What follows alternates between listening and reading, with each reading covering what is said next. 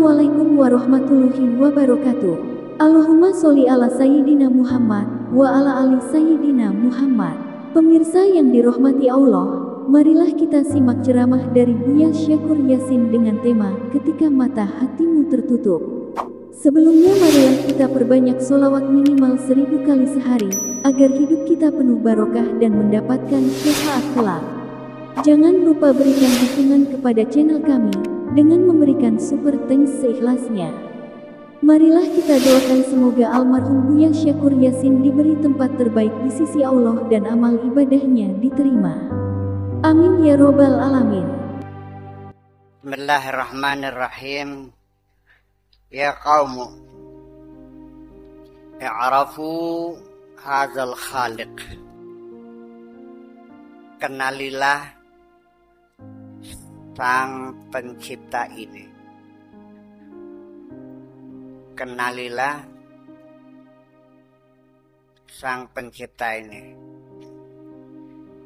Wa ta'addabu baina yadayhi, dan bertata kramalah di hadapannya. Madamat qulubukum ba'idatan anhu, selagi hatimu masih jauh dengan Allah, fa antum sayyi'ul adabi alaih, selagi hatimu masih jauh, ya dapat dikatakan bahwa kamu masih kurang ajar, kurang sopan, tidak sopan kepada Allah. Wa idza qarubta hasuna adabuha, kalau kamu sudah dekat dengan Allah, baru tata kramamu itu bagus, baru adabmu itu menjadi bagus. Hazayanul ghilman alal bab qabla rukubil maliki, kenakalan anak-anak atau berbicara sembarangan anak-anak ketika masih ada di depan pintu sebelum menghadap tuan rumah, menghadap majikan, itu ya biasa. Selontrang, kurang tata krama, sekar pedewek, masih di depan pintu, ya itu biasa.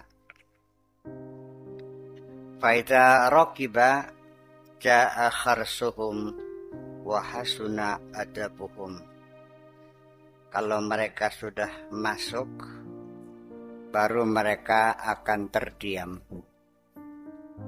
Masih ningjaba mah masih suak-wakan dek nggih bocah. Waya manjing mah ya idep. Wa hasuna adabuhum, dan adab mereka menjadi bagus.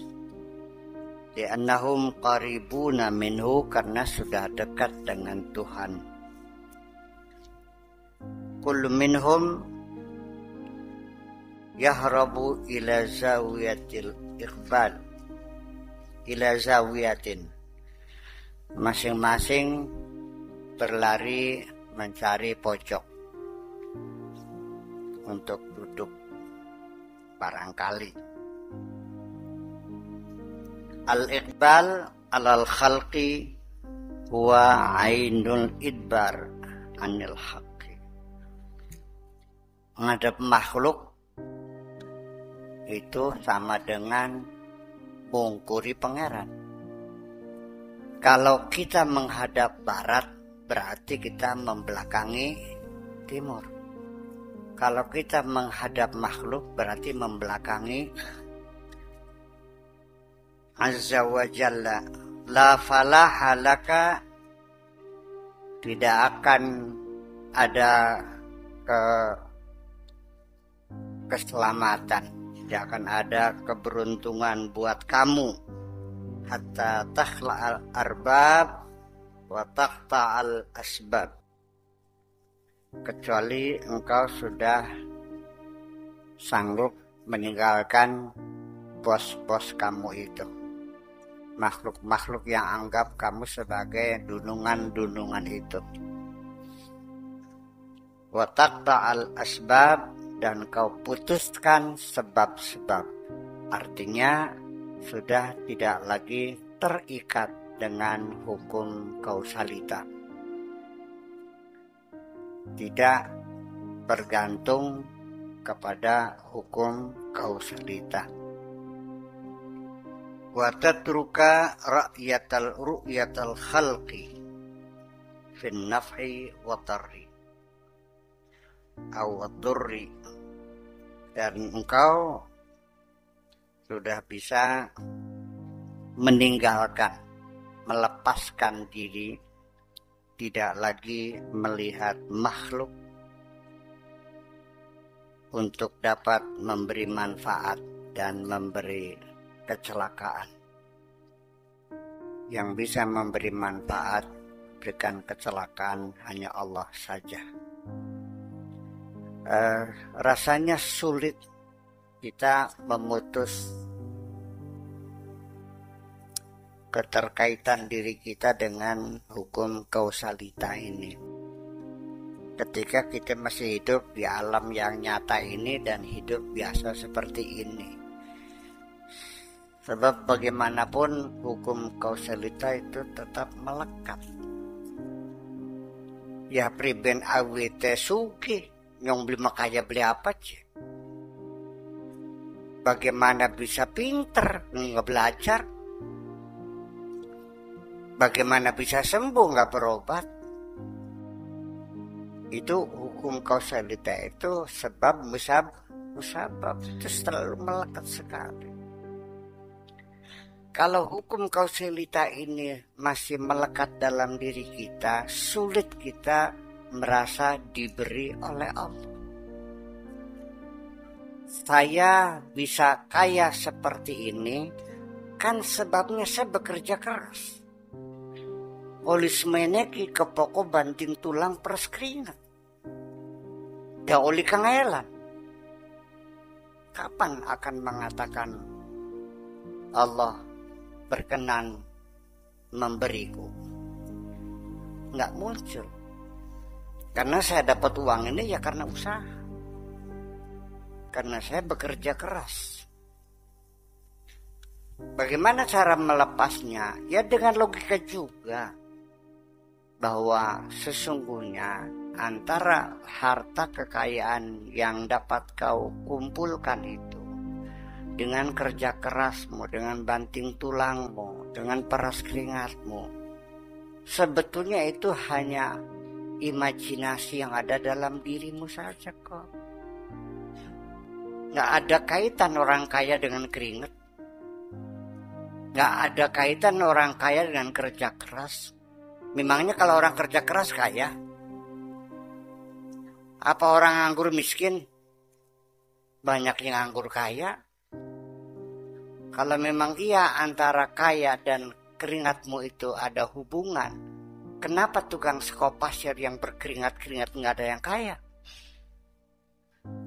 Banyak yang belajarnya rajin, goblok angger. Anak sing dolan wae pinter sih. Sesungguhnya kalau kita berpikir lebih cerdas lagi, kausalita itu hanya imajinasi kita saja kok.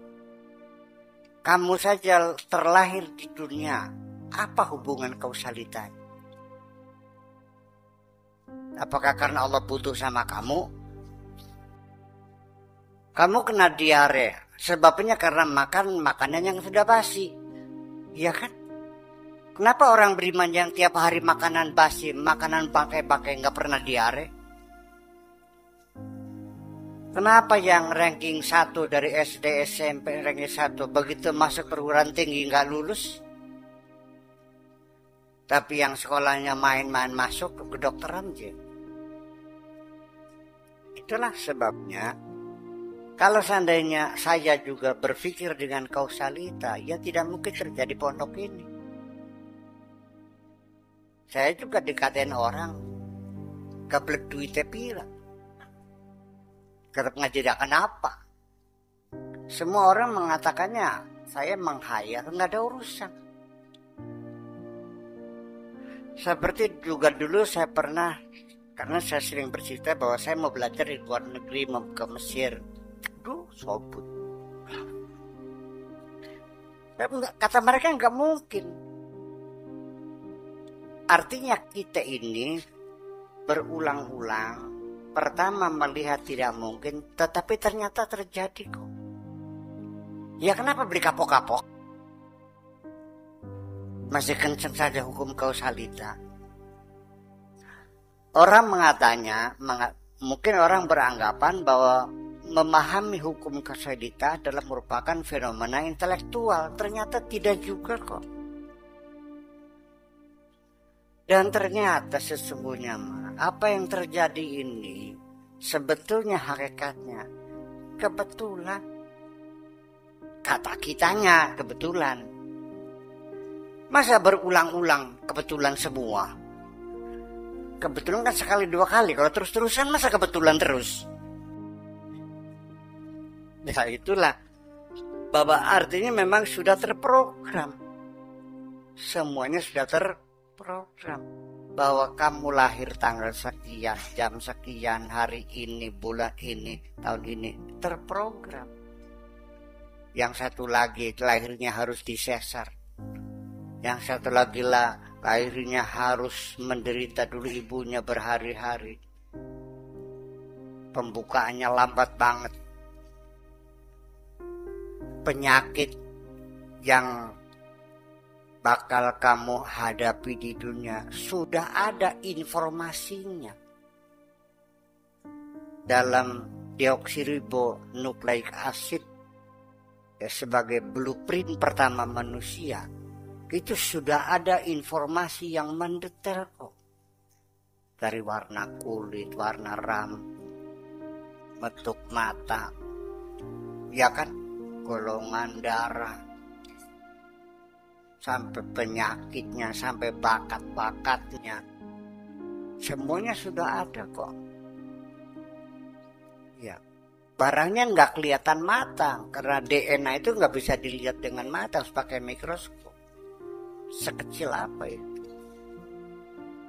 Informasi yang terdapat dalam DNA itu miliaran informasi. Kalau ditulis dalam kertas folio mungkin 5 juta eksemplar. Sudah ada semua programnya. Bahwa nanti kamu mengidap kencing batuk, mengidap kencing manis, nantinya kena berbagai macam penyakit degeneratif, itu semuanya kimia, ya sudah ada semuanya kok. Tidak akan terjadi penyimpangan, mutasi generik tidak akan bakal terjadi. Dan umur kamu juga sudah ada ketentuannya. Pada hembusan nafas yang sekian ratus juta terakhir itu, dan hembusan nafas terakhir, dan tidak akan ada tarik nafas lagi, habis sudah. Mau percaya silakan, nggak udah. Iya. Dan kita selama di dunia ini sudah terikat dengan waktu kita. Yang sudah lewat namanya kemarin, yang sedang kita jalan namanya hari ini, yang belum datang namanya besok. Yang lalu tidak akan kembali, ya kan? Sekarang yang kita rasakan dan besok kita tidak tahu kok. Jadi artinya bahwa melepaskan hukum kausalita dan tidak lagi tidak lagi melihat makhluk bisa memberikan manfaat, nggak bisa menolong atau bisa mencelakakan kita kok. Ketakutan kita tentang sihir, tentang santet, ngapain? Kalau Allah nggak kasih izin, nggak bakal kena semuanya. Daun kering pun ketika jatuh ke tanah harus mendapat izin Allah. Ketika kamu menginjak kulit pisang dan kamu terjatuh, nggak usah cari anak yang buang kulit pisang, nggak usah. Lagi dijongklok kenaning pangeran aja. Terus gimana? Mereka tidak akan bisa mencelakakan kamu dengan sihir mereka itu, kecuali mendapat izin dari Allah. Illa biiznillah, kecuali seizin Allah. Kalau nggak izin, ini nggak bakal kena. Memangnya manusia bisa mencelakakan kita? Enggak kok. Memangnya orang bisa menghilangkan nyawa? Enggak bisa. Yang menghidupkan Allah, yang mematikan Allah, yang memberikan rezeki adalah Allah. Jangan ragu-ragu. Antum asyiha marda. Kamu ini sebenarnya sih sehat, tapi sakit. Agnia fukara, sebenarnya masuki sih lagi. Mung bae melarat. Ahya mauta, siraku sebenarnya mah hidup tapi mati. Maujuduna ma'dumun, sebetulnya kamu ada sebetulnya mah, tapi langka.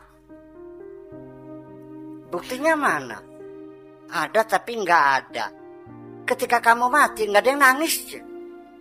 Langkah tingkalingan, malah pada nyaur kaul pisan. Ana sing bubur abang bubur putih, ana sing anjrem ning kali.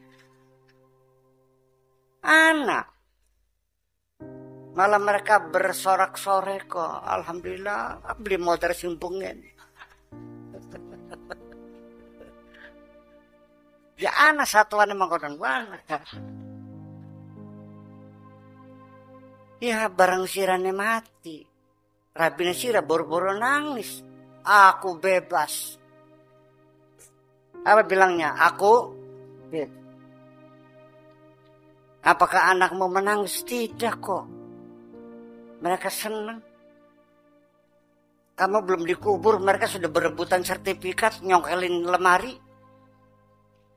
Ketika ada orang lagi utang, ya mana lagi di makam los.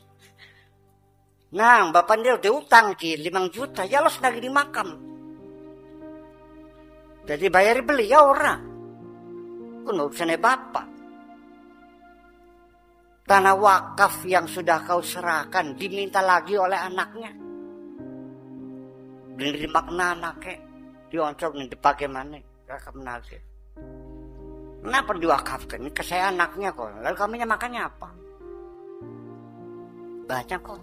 Orang tuanya mewakafkan, anaknya nggak terima, diminta lagi. Ya cek. Iya cek jelas. Kata kita mau diwakaf kok. Itu nambah rezeki itu apa? Malah tambah kerjaan kita. Tanah mamung 40 juta, bangunannya 500 juta. Iya kan? Dan juga yang makan juga orang masyarakat dan tidak diwariskan. Artinya betapa teganya anak cucumu itu, bekalmu untuk akhirat diambil lagi. Berarti kamu gagal mendidik anakmu itu. Dan kamu gagal mendidik istrimu itu. Iya kan? Jadi ada nggak kamu? Nggak ada. Diharapkan tidak adanya. Ada tapi diharapkan tidak ada. Ada tapi nggak ada. Wujuduhu ka'adamihi. Adanya sama dengan tidak adanya. Ana siraya ora oyak goroyek. Kira langka derajat. Iya. Ada dan nggak ada beda kok. Gitu. ila mata hadzal ibaq anil haqqi azza wa jalla. Sampai kapan kami ini ya minggat, memberontak dari Allah? Sampai kapan ngelawan baikku? Insyaallah. Wal i'rad anhu, sampai kapan kamu selalu berpaling dari Allah itu? Orang ngadep-ngadep. Kenapa? Ila mata imaratud dunya wa takhribil akhirah. Sampai kapan kamu membangun dunia dan merusak akhirat? Sing diurusi dunia baik, akhirat ambor kepikiran. Sing dipikiri bekal hidup ya untuk masa depan kita di dunia ini. Nanti kalau saya sudah pensiun bagaimana nantinya? Kalau saya sudah tua bagaimana? Dipersiapkan untuk hari tua. Hari akhiratnya dipersiapkan enggak? Enggak. Hari akhirat mah ya paker doyong baik. Apa? Selamat-selamat tak beli-beli ya. Hebat banget ya. Berani kan begitu. Ya kenapa kita lalai semacam itu? Apa sebabnya? Dibilang gak yakin sembahyang. Dibilang gak percaya naik haji. Ya kenapa? Ketutup. Ya, tertutup mata hatinya.